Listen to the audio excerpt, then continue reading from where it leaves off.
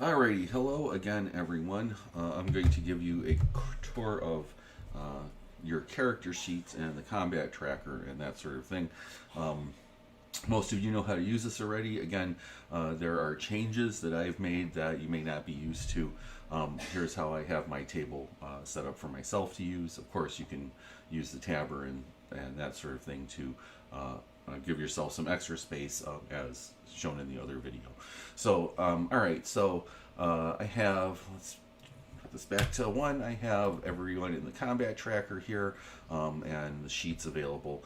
Okay, and again, when you want to get your position on the map, you can just double click right on your token. So I have Zorana here.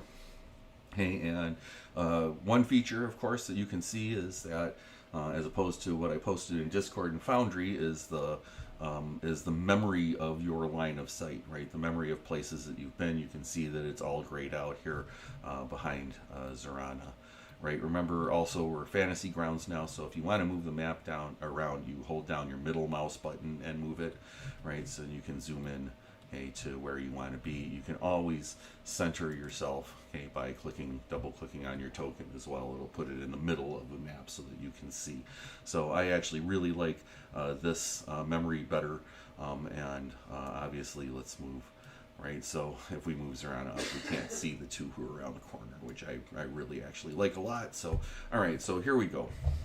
So your main sheet, of course, is this tab up at the top. Unlike Foundry, everything is down along the left, or sorry, the right side here. Your main sheet is where you would roll ability checks if I asked for them, that sort of thing, right? And any field that has one of these little dice next to it, or that you can highlight like so, is draggable and rollable. So if I asked for a strength check from Zorana, she could drag it over to the thing and roll it here like so. Okay, oh, look at that, a natural 20. Okay, but she has a -1, so all right, and or you can double click it and get the same thing on any of these fields that has the little dice next to it. If there's a little star that's lit up next to it, it means you're proficient in it, and it will add your proficiency bonus as well. So saves are on the right side, abilities are on the left side. You have the freedom to make some adjustments to your current hit points, temporary hit points, and any adjustments down here. Which you can do on any field that highlights. Notice that you cannot change your max hit points. That's for me to do. All right. Okay. Besides that, when you want to roll a HD hit dice for recovery, right, they're down here. You can drag these and drop them and roll them as well, as long as you throw them into the chat box here. I'm not going to do that because you can just drop it on the table and it won't commit, and I didn't want to use when it's around his dice. If you have to roll a death save, right, there's the little box right here, right, you click that and it will roll the death save for you, okay, and okay, but you're not dead, so it's not going to log it, right? And then there's, right, a little health, your base stat is Constitution, right? Yeah, so all right, so that your AC is here. You can actually hold down control and roll up and down on your AC. I would prefer that you didn't. Anything that affects your AC, I will put into the combat tracker. You can roll initiative here as well by double clicking, and you'll see Zorana's initiative change. Okay, and okay, in addition, okay, you can see whose turn it is always. Okay, because if you look around Zorana here, you see these little blue pips. Arrows pointing inward that allow you to determine who is in initiative order. So let's go back to Magnus here, because he's first in initiative order now, and I'm going to draw in an NPC. So let's find, what have you been fighting? Let's find a ghoul. Alright, so, and let's use the level up ghoul. I'm going to take him and put him in the combat tracker. And then I'm going to drop them right here. All right, so okay, here we have a ghoul. Okay, and we're going to check out okay some of the different things we can do to said ghoul. It's Magnus's turn, so okay, when we get there, we'll get there. All right, so your skills tab is next. You can see right there's a whole bunch of skills. Here are those boxes. Right, you can drag and drop to roll a skill like so. Right, or you can double click to roll the skill as well. If I wanted you to roll it at advantage, you could click down here on advantage, and then drag the skill, and it will roll a add advantage in the chat box. So that's about it for skills.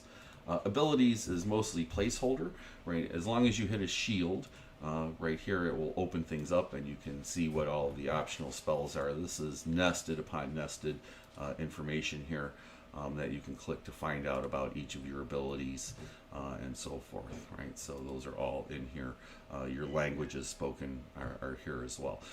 This is mostly for adding stuff, like if you were to add a feat, you would drag it over here and drop it under feats, and it would add the appropriate information to your actions tab so that we can put on you. So for example, let's take a look at Serani here and her abilities. She has a feat Warcaster. You can see it is right here. If you look up at the combat tracker, you can see that it is part of the effects on her. So if she ever makes a concentration check, she'll automatically get the save, right? So your inventory sheet is important because you want to make sure that the things that you are using are equipped. And you do that by looking at this line with all the brown circles right here, right? So the little bag means that it's carried, as you can see. If it's got the vest, it's equipped, okay, and that adjusts your AC and abilities likewise. So for example, right, let's take a look at Serani here. She's got a rapier. Let's unequip the rapier real quick and just make it carried. If you go over to her actions tab, you can see all she has is the unarmed strike here. But now if we go back to the inventory and we go ahead and equip the rapier and we come back, you can see that it is there, okay, as well. She has a shield here that is equipped, right? So if we look, you can see that her AC is 15, okay, but if we go back to inventory and unequip the shield, okay, and go back and look, we'll see that it has dropped to 13, right? She's no longer getting the benefits from it. So anything that you equip, okay, here will automatically update your sheet so that it has the proper statistics. You can use the location here to type in backpack, for example. So say say she wants to put her water skin, right? You can backpack it, and then now the water skin's in the backpack. So right, easy enough. Right? So any gold that you have will be here. It shows what your maximum carrying weight is, how much you can lift, pull, or drag, and what your current encumbrance is as well. If you need to add something, or rather attune to something, there's an attunement tracker here. It shows you how many you can attune to and whether it is or not. So, but you would need something that you can attune to, so we'll have to deal with that later. Notes are essentially for you, right? You can click on any field and keep notes, but I suggest notes on yourself are fine. If you really want to keep notes, I suggest you go to the notes over here on the far right and use those as explained in the previous video. For cohorts here, that's only going to matter for Grom at the moment. So let's pull up his sheet. We'll get the ghoul out of there. There's Velen, there's Rona, there's Grom, right? So let's take a look, right? And we can see that Night Eye's there, and Night Eye can be dragged and placed onto the canvas whenever it is necessary. So there is a thing for your companions there too. So let's head back to Magnus. Let's go to open his sheet again. There we go. All right, so notes. Okay, you can ignore the shift name. We won't be using this, right? Right. This is for wild shape or polymorph, and it looks like I think you can only have one at a time. Yeah, so we won't be using this. If you have access to polymorph, I have a better program to work for that. So again, cohorts you don't need to worry about. Here's your actions tab. This is where everything that is going to go on is going to go on, right? This is where you control your character from the actions tab. I would like to point out right off the bat that the large circles on the left hand side can be used to collapse the categories, which is important because as you level up, these lists are going to get longer and longer. They would in Foundry too, so that means a lot of scrolling, right? So you want to make sure that you can collapse them, and it will give you it will give you the name still. So right, features, your cantrips and stuff and so forth, right? So if you need more sheet space, right, just go ahead and click that button and it will cancel up whatever you need. Most of this stuff down here, like Brave, right? So let's put Brave on our friend here, right? He is Brave, so he has advantage and saves against being frightened. He is Lucky. That will happen automatically. Stout Resilience, Magnus is going to have, right? So the resist poison is up there as well. And advanced saves against poison as well. So right, he is all set up. Okay, so any poison effects, Magnus will have work normally. Down at the very bottom here, we have this generic, or rather, it'll add his bonuses in, and then we can close it up and not worry about it anymore. Down at the bottom here, where it says generic actions, this one doesn't close. Okay, but you can use these to do things. So, for example, if it's Magnus' turn, say he wants to grab the ghoul, we can take the grapple and drop it on the ghoul. Okay, and it will roll for the ghoul. And Magnus has this ghoul grappled now. You can see the effect right there on him. So, right, and then we're at the ghoul's turn. Right, he could take the break grapple. You can double click.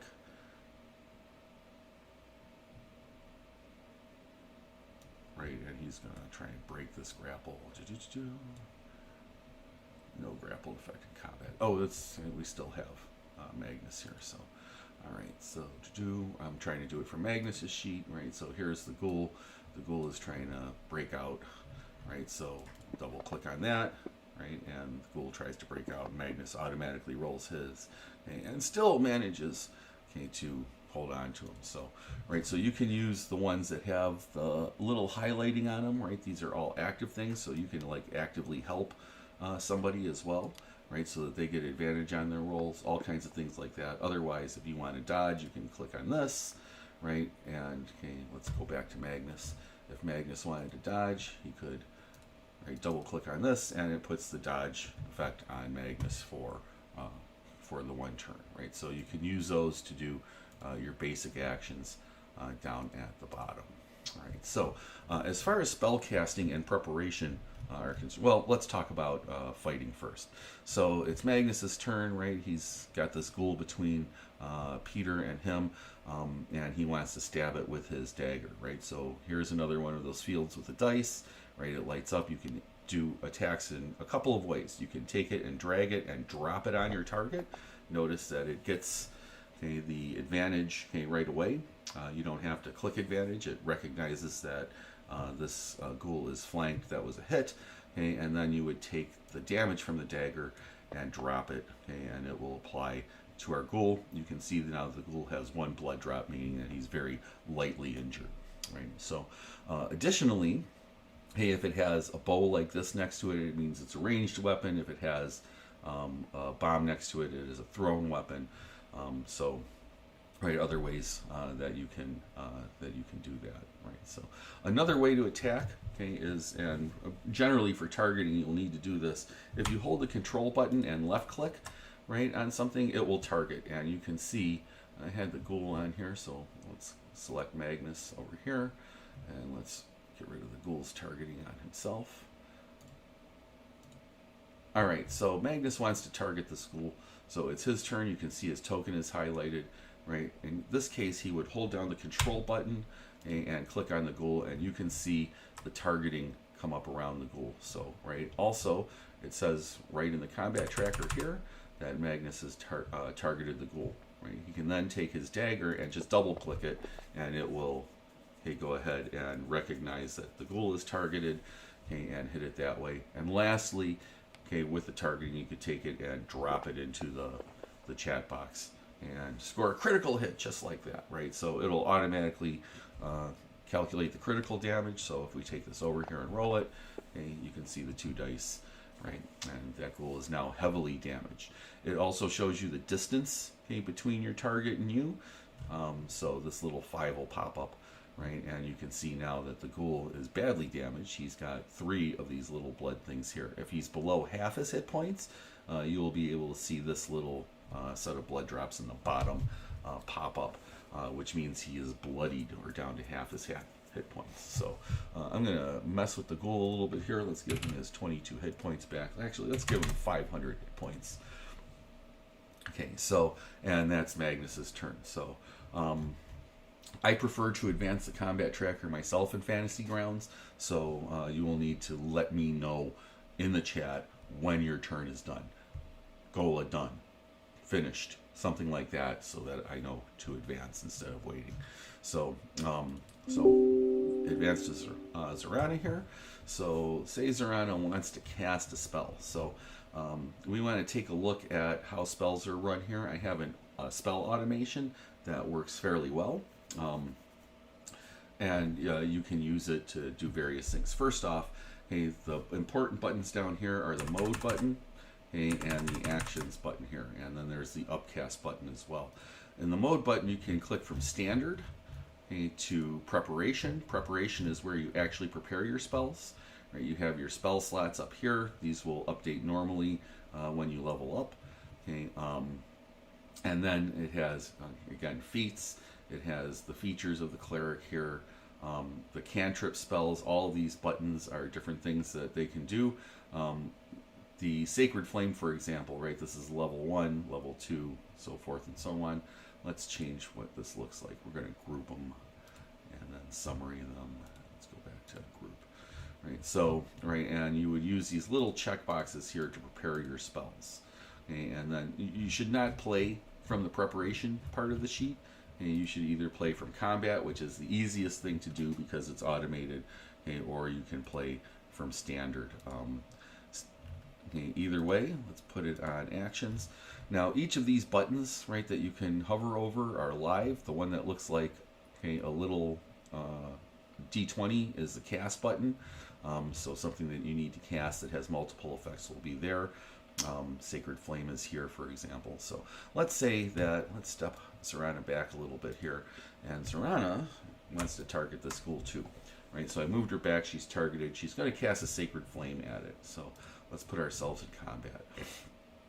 Okay, for this, it's a cantrip, so it won't adjust, okay, her spell slots at all. This little symbol right next to it, click on Sacred Flame, and off it goes. Right, so okay, that was it failed its save.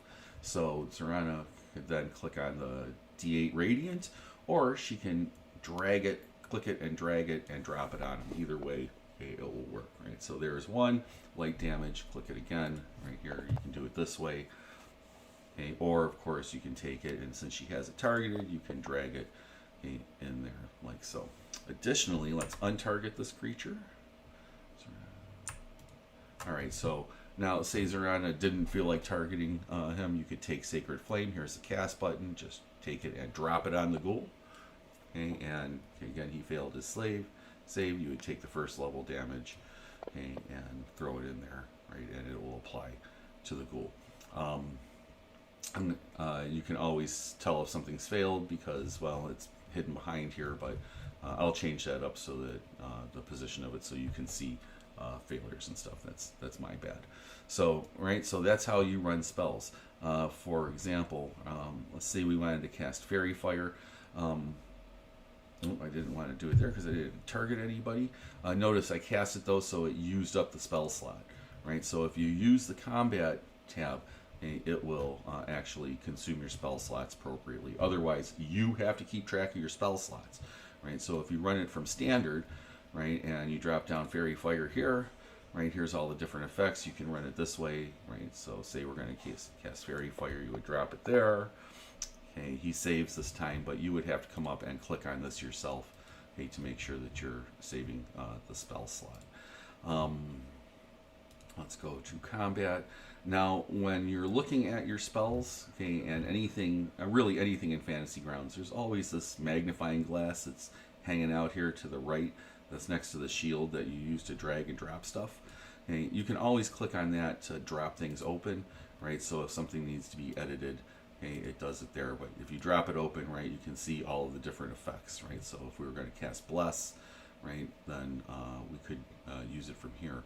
But here's the neat thing about, okay, the combat automation, right? So Bless allows you to Let's go here.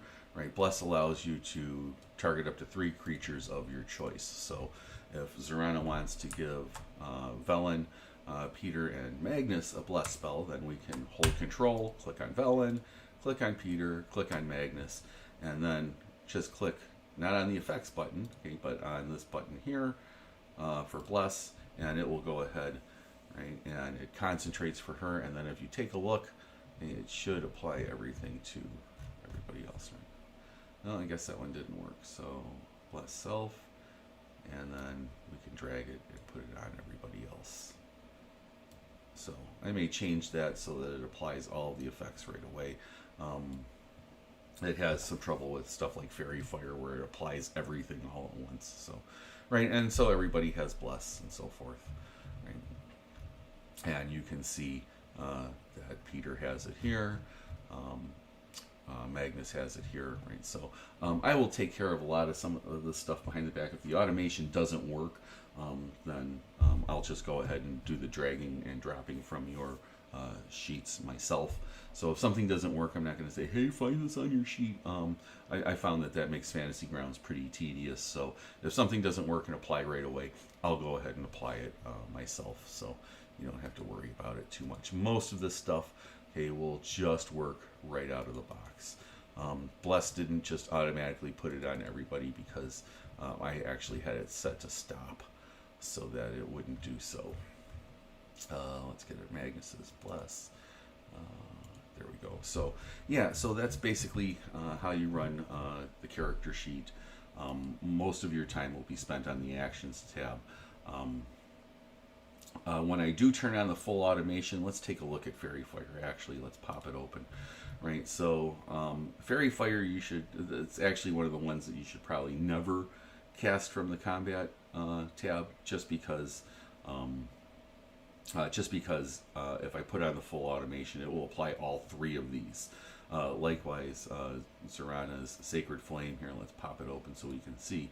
Right, at level 1 it's D8, at level 5 it's 2D8, at level 11 it's 3D8, and so forth. Let's clear her targets out by doing this. Alright, and say she's going to cast Sacred Flame, right? We can hit the cast button here. Okay, he makes the save, and then it's going to stop, right? So he made the save, so, and it's a cantrip, so there's no damage. So, but in this case, we would have to actually drag the damage over or click on that button or whatever to apply the damage had it hit, right? Which is fine. Okay, but I can automate the spell in this way. Let me pull up the options to show you. Right, all. So now in this case, this is going to do the full automation on it. So let's cast it again, like so. Right, and he fails. Now notice it's going to roll all of those damages. Right, and the same thing with something like Fairy Fire. If I cast it here, right, it's going to roll the save, and then it's going to go and he's saved. So let's do it again. Give her some spell slots first. We'll do it again.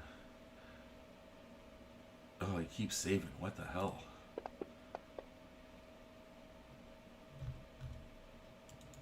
I want to show you what happens. Okay, otherwise. This is one tough dude. He is. There's a failure. Right, now it goes and it puts all of these, all of the different Fairy Fire effects on him. So if we take a look at the ghoul and the effects on him here, right? Oh, well, maybe it didn't. It just put the first one on it. That's actually not too shabby. Let's see how it works with Sacred Flame. They must have changed it in the Ernst while. And only put the one effect on.